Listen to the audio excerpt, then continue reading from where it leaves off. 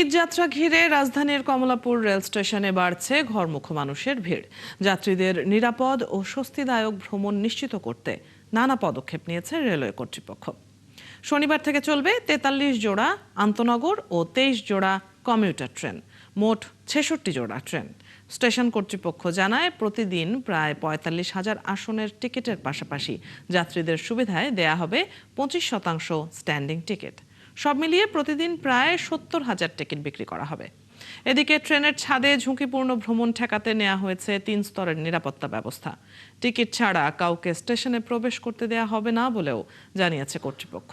Ticket কালোবাজারি ও দালাল চক্রের বিরুদ্ধে আইন শৃঙ্খলা বাহিনীকে কঠোর অবস্থানে থাকার নির্দেশনা দেওয়া হয়েছে।